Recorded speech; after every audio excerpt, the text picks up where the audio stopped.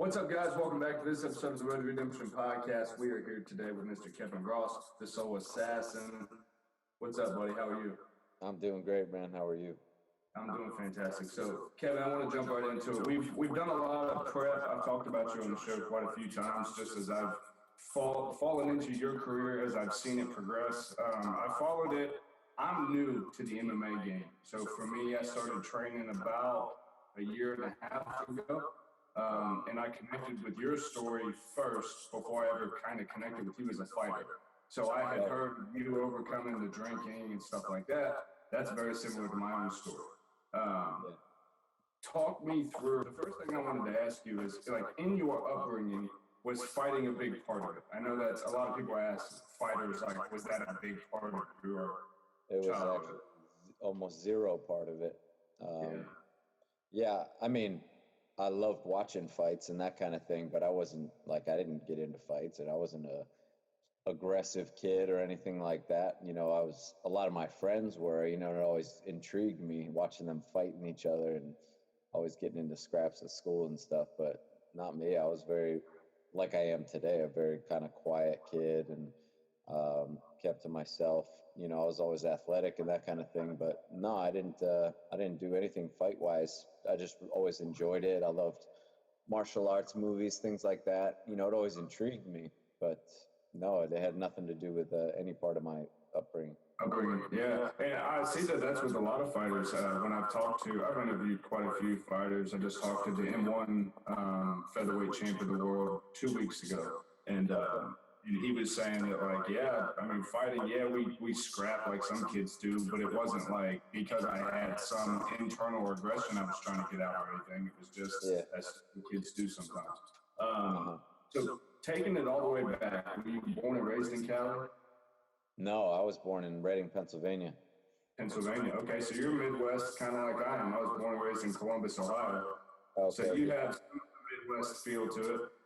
Yeah, I moved to Vegas in '94. I was 14.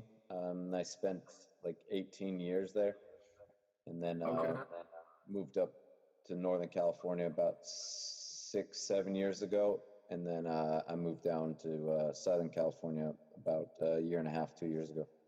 That's perfect.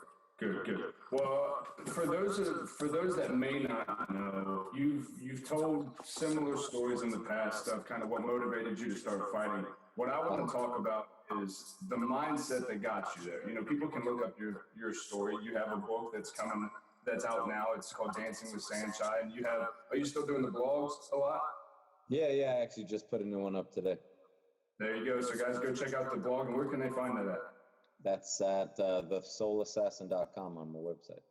There you go, boom. With all that, for me, I attached to the drinking portion of it. You talked a lot like many of the other guests that I've had on here. You had a loss in your life that kind of made you look at what you were doing currently in a way and go, look, if they were still here, they would not really be hip to what I'm doing right now. I got to get it together. Yeah. And you found fighting at a late age, or later age than most fighters would. How old were you when you started fighting?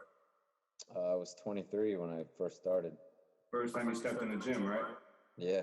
Yeah, and was that something you have said in previous interviews that you've given, that it's something that you always thought about? It kind of popped up in your life and then it would fade away, and it would pop up and it would fade away.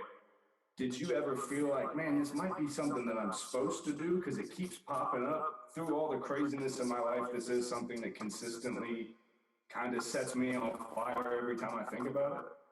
Yeah, I think that's why I, drove it back down so much with all the drinking and things like that, because it was just digging at my soul. Every time I would see a fight, it would light this fire back in me, and I'd have to bury it because I wasn't ready to face it. I wasn't ready to go after it. I wasn't ready to deal with all my fears and all my hesitations. So that's almost what caused me to go the other direction that much harder, because I had to do everything I could to ignore it and to run from it. Were you a particularly good student in school? No, but I would say if I wanted to be, I could be. I just didn't care about school. I had zero motivation for anything in school. I didn't care about it. I didn't want anything to do with it. I was from a very early age, I kind of saw how most people's lives played out and the direction they went. And I didn't want anything to do with that, so I was like so far in the other way. I didn't know what I did want to do. I just knew I didn't want to do that. But you worked any regular jobs that are not really. I had a few here and there, but no regular jobs. I did a caricature work in Vegas for like 3 years. That's not really a regular job. Because you can go ask a lot of people, if they're not following the Instagram, they don't know that you've been working on this one piece for a while now, and you kind of stop and start, and you go, I think I'm going to leave it alone. Yeah, it's kind of. I have a love-hate relationship with art because it's like as soon as I start something, I can't stop until I'm done, and it just like eats at me all day long until it's finished. It's kind of a stressful thing, and So you have a lot of tattoos like I do, and one of my things is it's always been a faux pas of mine. I cannot start a piece if I know I'm not going to finish it that day. I can't walk around with half-assed pieces on my body. Yeah, so I mean it's similar to that with my artwork that I do.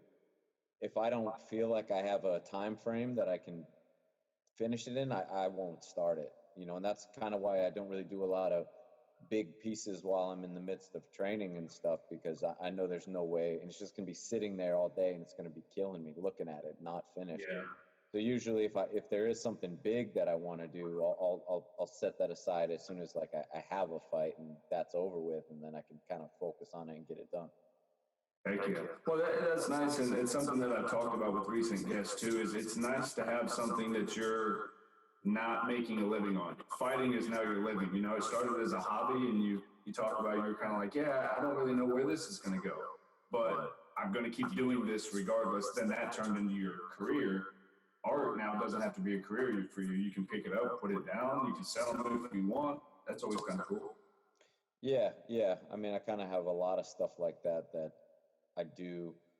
I don't think I'll ever have a real job because there's so many different aspects of my life that I like to focus on, and my writing, my artwork, and my speaking, my seminars, all this kinds of different things.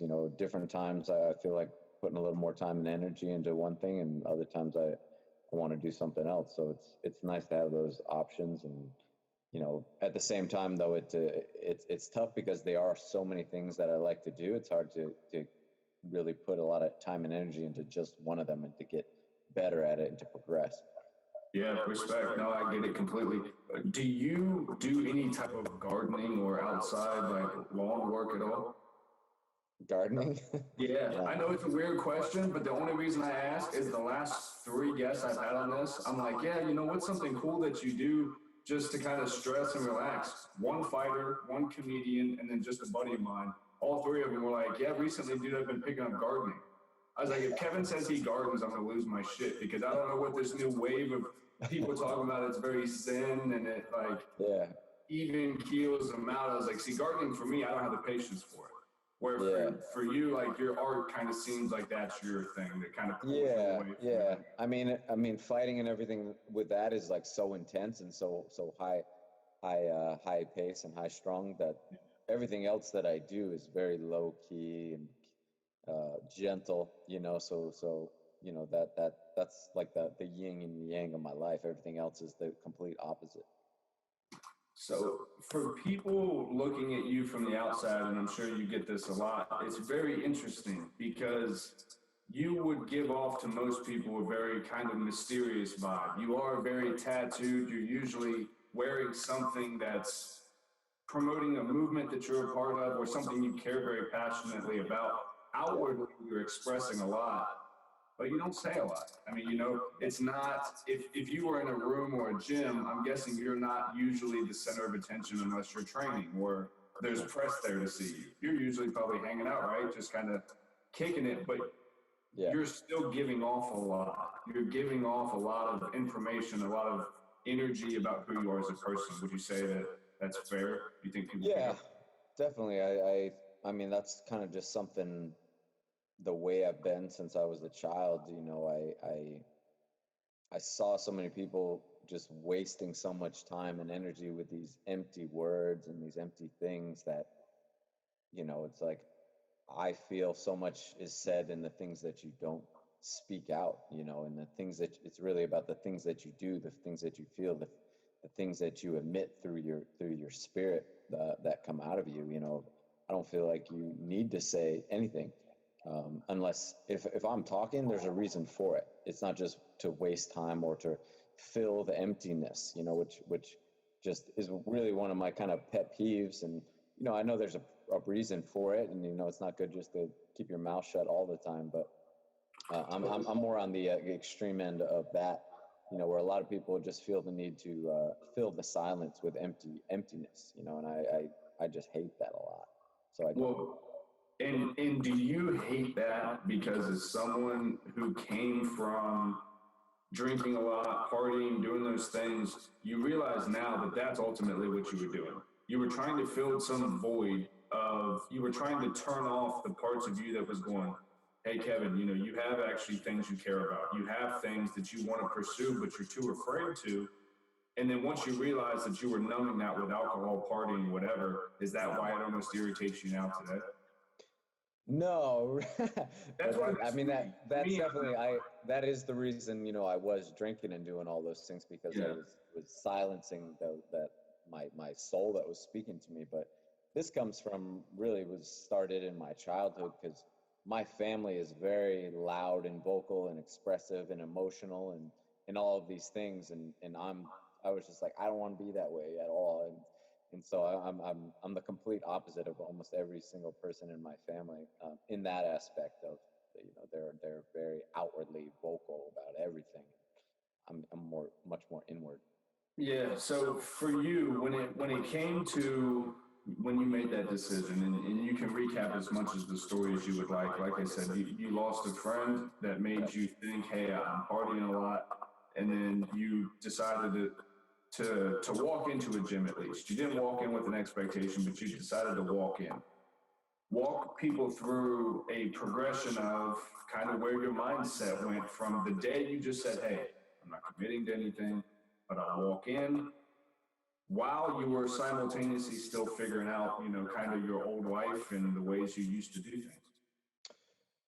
Yeah, well, I would say like when I walked into the gym, so I learned about Muay Thai when I was 14. You know, I always thought about maybe fighting, you know, like maybe starting boxing or something, but I really love martial arts and you know, people kind of know this story, but I learned about Muay Thai when I was 14. I walked into the gym for the first time. I think I was 18 or 19. You know, I walked in just to, I talked to one of the trainers. I kind of wanted to see, you know, how much it cost and all those things. But I left feeling very defeated because I knew there was no way I could afford it. One, two, I wasn't ready to stop partying and do all these things. So from that point, I didn't go back into another gym until the day that I started. So the day that I started, it wasn't for any other reason other than to do this. You know, so the day I started was in order to be a fighter and to be the best that I could be. I didn't So have you had that. made that decision. You knew what it was. Yeah, I'm now changed from I used to do this, now I do this. yeah, yeah. It was all in from day one. And when people watch the pieces of content from you, for me, the reason I connected to you was because I can pick up on that. Your raw passion, your raw energy for, yes, fighting, but for life as well. To me, you seem like someone who has gone through this journey in life. You have so much to say. You have so much you want to try to teach people outside of the ring or outside the octagon, whatever platform you're in. Mm-hmm. If you had one message that you're really trying to drive home to the people that you get to talk to at the seminars, at these podcasts, what is the main message you're trying to promote right now with everything that you're doing? Well, I would say that Because you just made a documentary, and I don't want to mispronounce it. Os, correct? it's us. Os, yeah. Yeah. I mean, that really kind of exemplifies it. It's the fact that I spent 23 years of my life running from what I knew I was meant for, and what was, even if I didn't know what I was meant for, I knew it was a calling I had inside of me. I knew that I was ignoring it. I knew that I was running from it because I was afraid. I gave myself all of these excuses that I was too old to start and it was too late, and all of these things that we kind of lie to ourselves as reasons why we can't do something. And all of these reasons are just bullshit. Every excuse you have is invalid because you just don't want to, because of, and you're pointing to this other thing. Now, plenty of other people have those same limitations and do it anyway. So there is really no excuse for you not to go after it. Just because it's difficult, just because it might seem impossible, doesn't mean that you can't. And it sure as hell doesn't mean that you can't try and give it everything that you have. And for me, from that point that I made that decision, it's the rest of my life, I want to try to help others do what took me so long to do. You know, I should have started when I was 14 years old. Instead, I didn't start till I was 23, you know, and I realized how much of my life I wasted with all of that fear. So it's trying to convey to people that fear in itself is a really wonderful thing. It's what, if it hinders you or motivates you, is the question. You know, everybody has fear to an extent. It's not about having fear. It's about doing it anyway, going forward into the unknown, because you know that's what you want to do. It doesn't matter what the outcome is. It doesn't matter how hard it is. It's like, make a decision. This is what I'm doing, and this is the direction I'm going, and there is no other option. And for me, that is what I try to express. That is what I try to continually do in my own life, because it's not like these fears just go away all of a sudden just because I've been doing this for however long I've been doing this. You know, I still deal with fears. I still deal with doubts. I still deal with, especially now, it's like, geez, I'm old in this game, man. I'm like going to be 39 in July. Like, what am I doing? Like I shouldn't be doing this anymore. Like, all these like doubts are still in my mind, in my head. And it would be very easy for me to give up right now and to say, oh, I did all this stuff.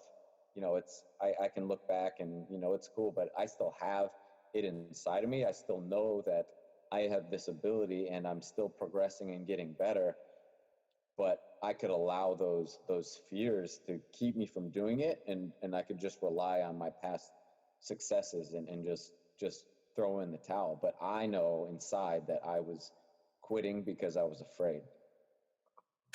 You said once before that you realized, I'm willing to die for this. You know, I'm willing to give it everything I have, and if that means giving it all, then that's what I'm willing to do. And that was really powerful to me because I had never connected with something so real like that until it was time for me to stop drinking, because mine was a big bout with it. You know, military deployments, the whole deal. I just let it become a thing that I did way too often. And then I thought, a lot like you talk about fighting, I was like, well, now I'm too old. You know, I've done this too long. My body's gone through too much. If I was to try to stop now, I would die. And it wasn't until I was like, I'm ready to die, because I'm going to die anyway if I keep doing this shit. I'm not really accomplishing anything here, and my life is not getting any sort of better. Yeah. And then when I said, well, you know what? I'll stop drinking today, and if it kills me, well, then it killed me. Yeah. Luckily it didn't, and here talking to you today, but and now I've picked up Muay Thai because Muay Thai and kickboxing as a whole, and I was doing jiu-jitsu for a while, but I kind of gave it up. Grappling was just not my thing. I did it in high school. It's just not for me. But I started with the thing of, it's always because I was so afraid, specifically of fighting. When I was a kid, I got in a few scraps, whatever, but I was always so afraid to fight. I was always so afraid to get hurt. And I watched it on TV, and I was like, you know, you can't go train. If I went and trained kickboxing or Muay Thai, people would say I'm a poser because they'd say I watch too much UFC or, you know, too much Bellator or whatever. I'm too big of a Joe Rogan fan, whatever it is. People talk shit. But it's when you get in there and go, okay, well, it's cool to put shin guards on and Venom gloves and look the part on Instagram, but are you willing to put in the rounds? Because that's what people really give a shit. Are you willing to work? It's whatever. If you're not claiming to be anything and you're just willing to work, I think, and again, coming from a fighter's perspective, you just talked to Shane recently.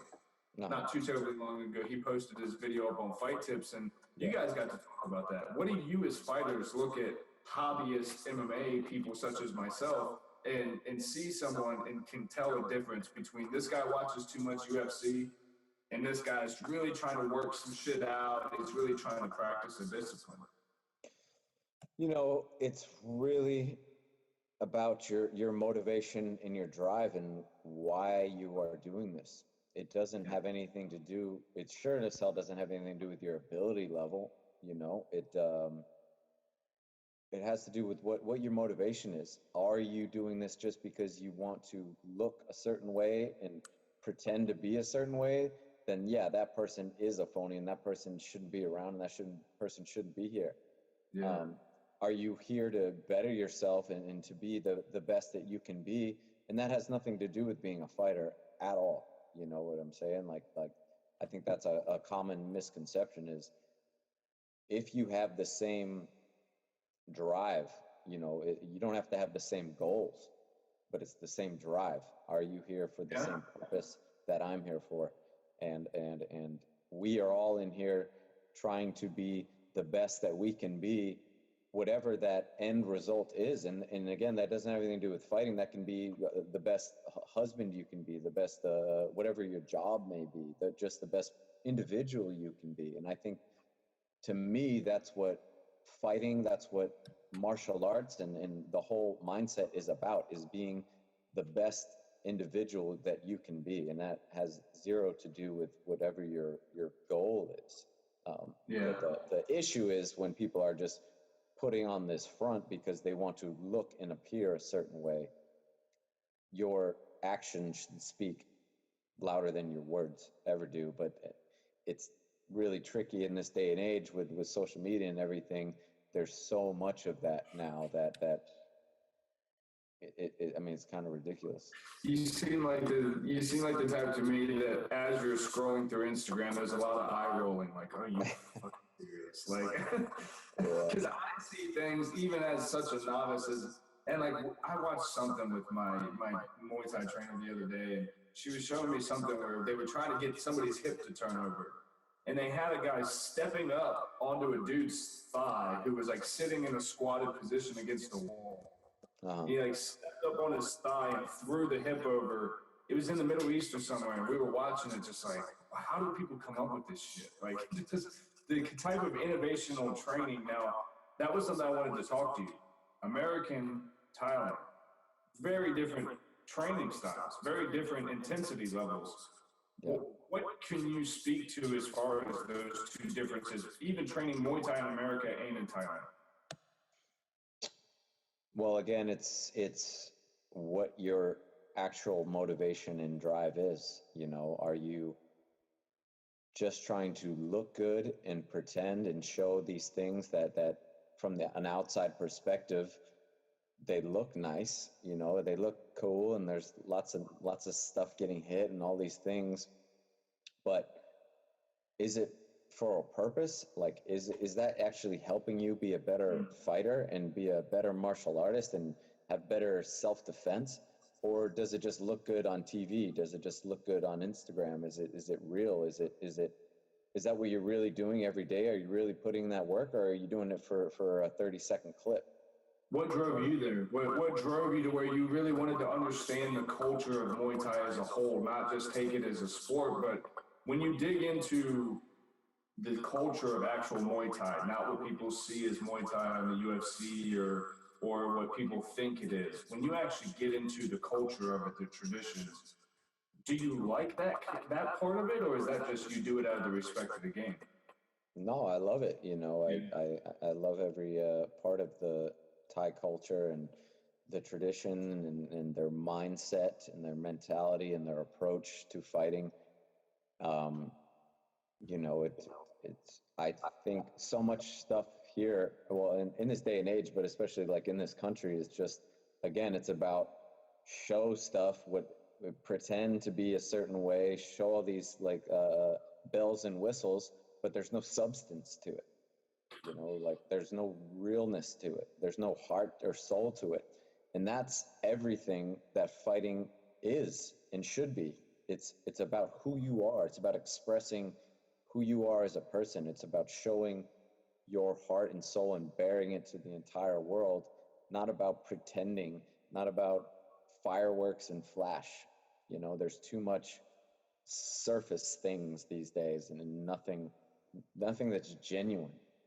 And that's the biggest difference over there. It's like, that's all it is genuine, hardcore, life and death. I'm doing this to support my family. I don't have any other options. I'm not doing this to look pretty or to gain followers. I'm doing this for survival, you know? And then you come back here and you see people that are spending more time on their phones trying to look good and redoing these combinations instead of real actual work. Nobody is doing real actual work, but the results show that. How many people are really progressing and getting better and showing realness. But the problem is the fake stuff is the stuff that becomes more popular, you know. Yeah. But that it's always been that way, and it's very easy to kind of point at the culture nowadays and say this, but that's always been the case, you know.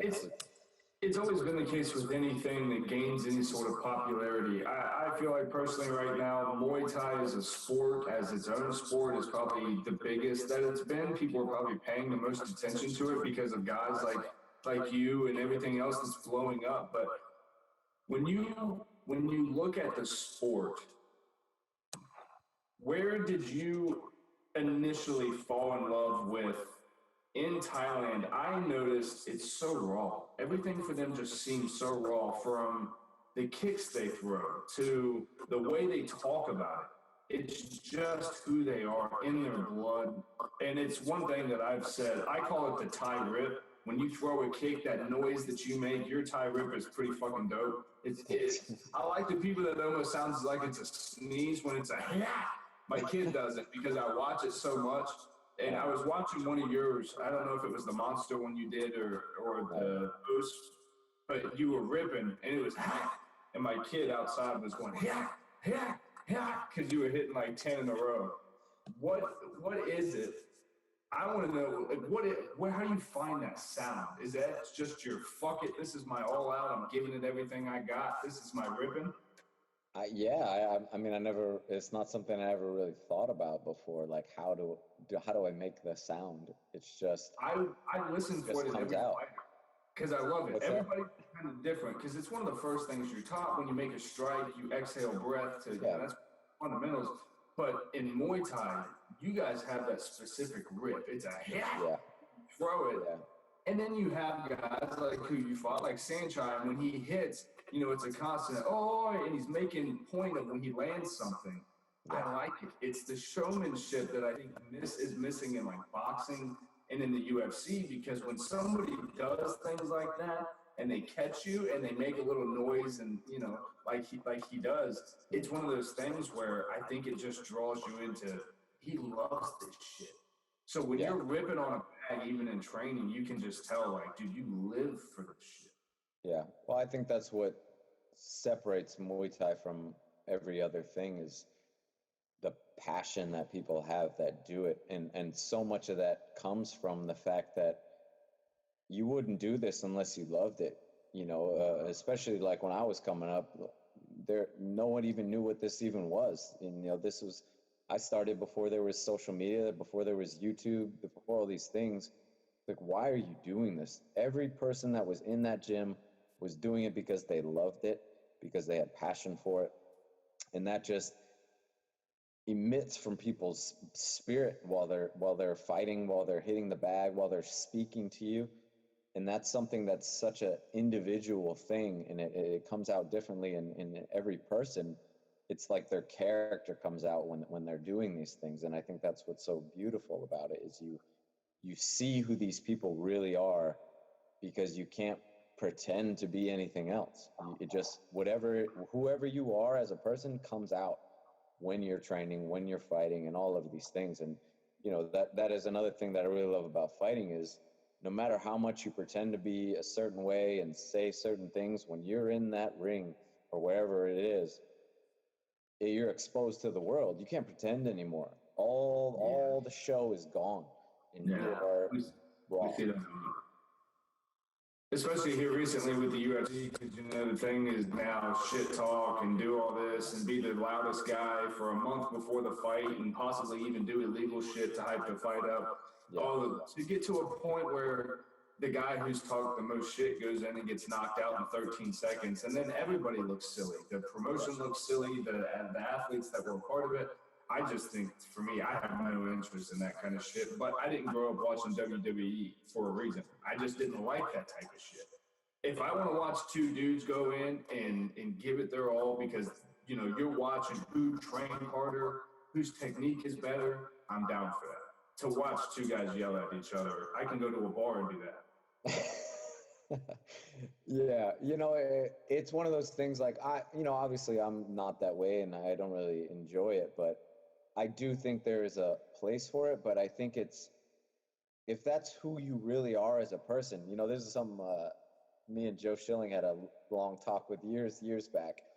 You know, he was always asking me, like, I was asking him why he's so mean all the time. Like, I'm like, why are you such a dick, dude? And like, he started like really starting to be very respectful and kind of calming down. And I was like, no, you don't do that, man. Don't do that, because I'm like, just be who you are. You don't need to go overboard with it. You don't need to make something out of nothing. Like, if you really don't like this person, just be whoever you are. It doesn't, I don't think there's a right and a wrong. I think it's just being true to who you are as a person. Don't feel the need to make something out of nothing because you feel that's what is supposed to be. Because when you do that, no good results will ever come from pretending to be something that you're not. So if you are this loud, abrasive person, just go ahead, be that way. You know, you don't have to be like me. You don't have to be quiet and humble and all of these things. I mean, I think we all should have a level of humbleness, but if that's your character, be that way. We need all these different types of people in life. You know, we don't want everybody to be the same anyway. It's being whoever you are, not pretending to be something you're not.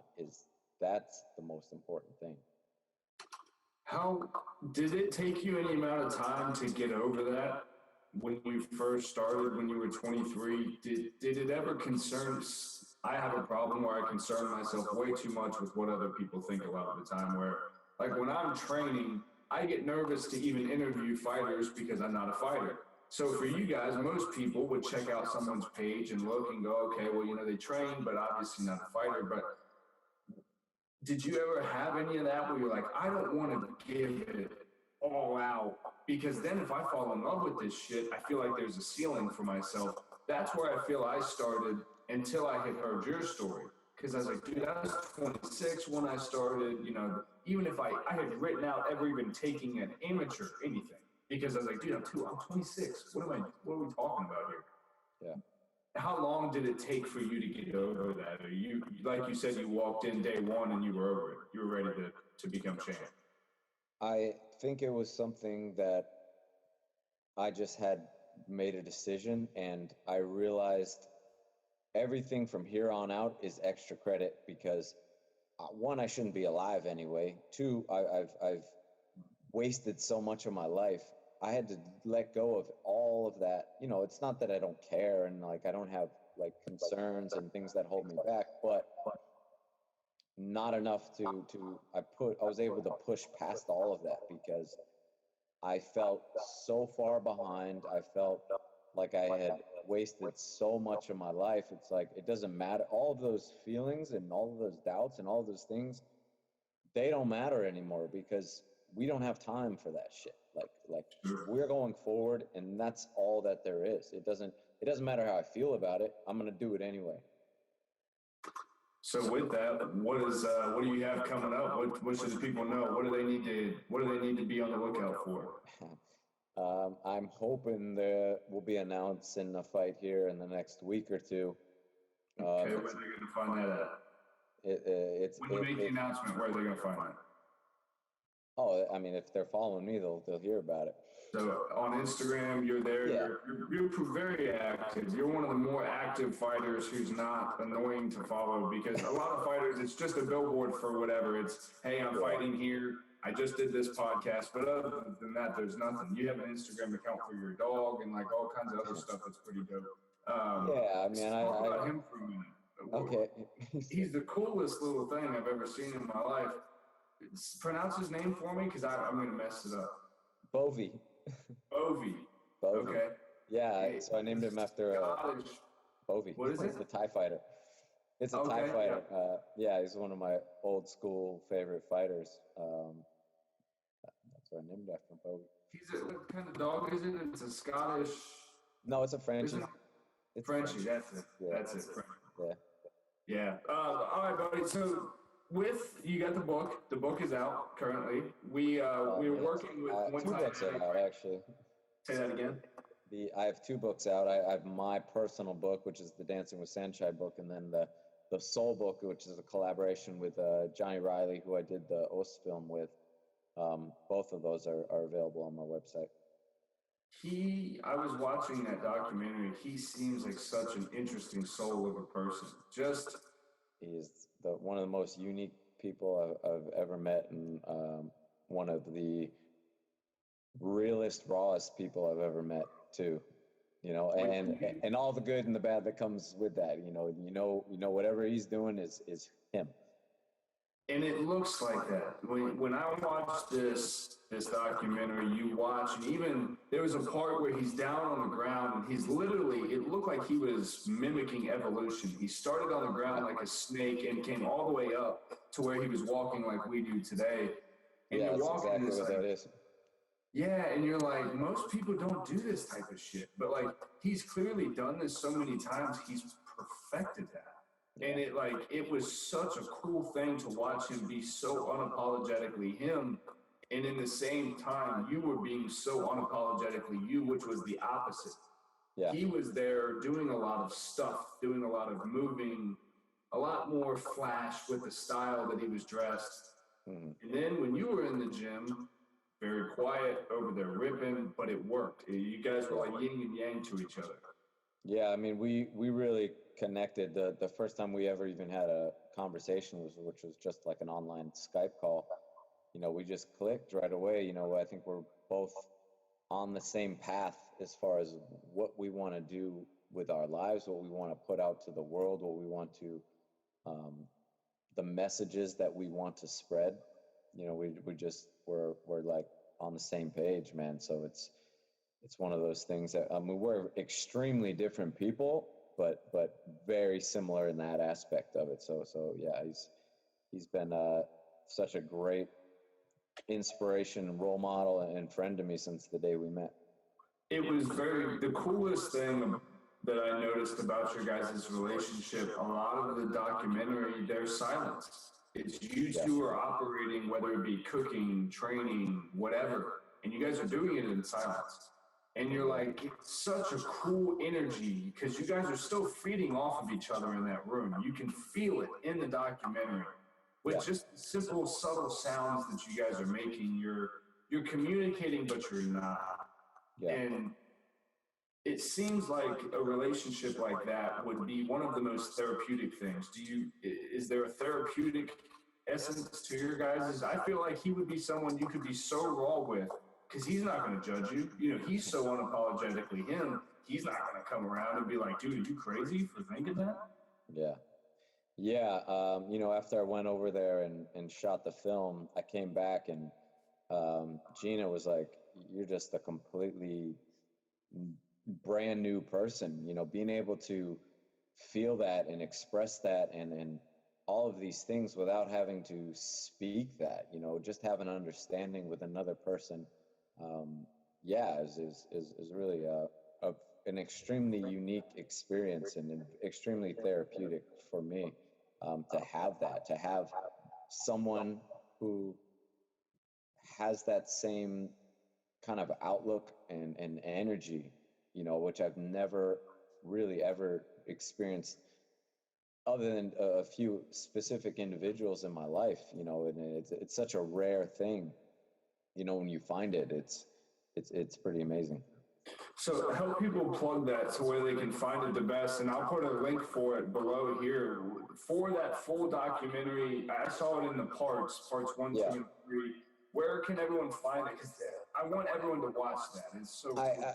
Yeah, I mean, I'm pretty sure all of them are up on his YouTube page. I think if you just look up Johnny Bang Riley, or if you look up Kevin Ross Soul, the film will come up, and all of the behind the scenes should pop up as well.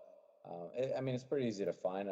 I'm sorry. I found it pretty easy. I just typed in Kevin Ross Muay Thai. It was one of the first couple videos that popped right up, and it was exceptional. Yeah, things these days are pretty easy to come across, so you shouldn't have too hard a time finding them. Yeah, speaking of that too, we teamed up with Muay Thai Addict for this episode. You have another pair of shorts coming out with them, right? You have one already that you. I have like 5, I think. 5 right now that is active up on them. Oh yeah. So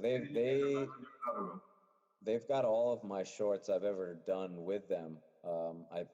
I think it's at least 5, and we're about to do a new pair, which is something we've been talking about for a long time, with doing some of my artwork on the shorts, you know, and this one's going to be one of my paintings is going to be printed on the shorts, and I think we're also going to do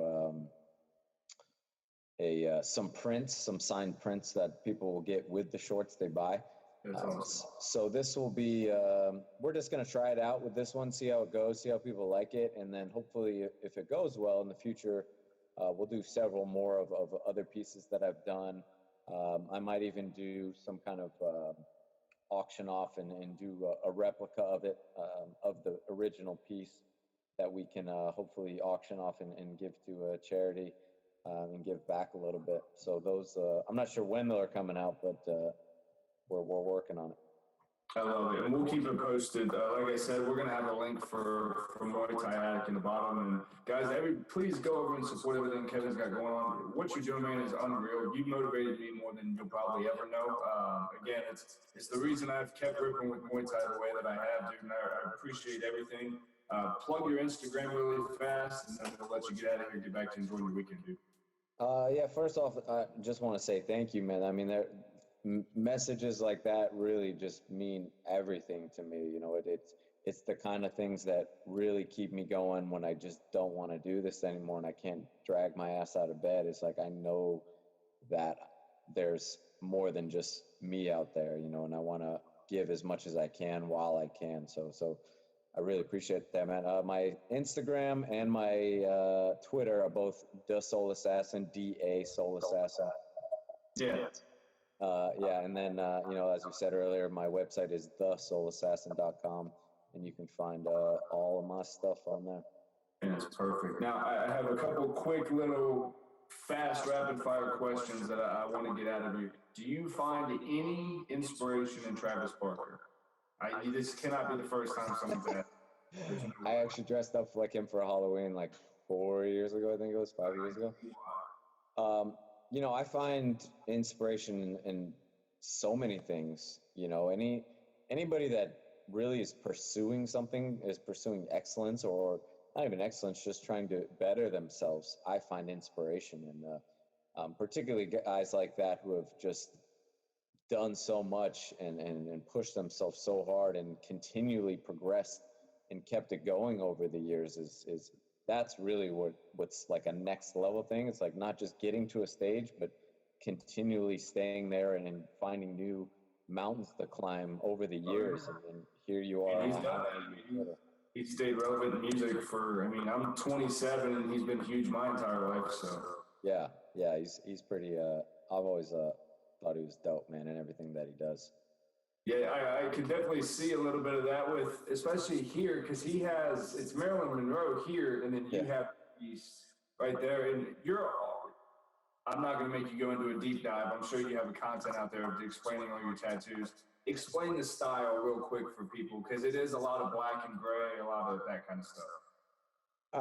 Well, it wasn't I didn't plan it out ahead of time. You know, I started with 2, then I had the Nakmoy one done here on the lower part, and then I kind of just progressed into the next things. You know, it was like all of my tattoos. It's like I'm not going to get them unless it's something that I love and something that really I'm passionate about, and that just is kind of how they all happened. I didn't plan all these out long time ago and be like, this is what I'm gonna get and this is how I'm gonna look one day.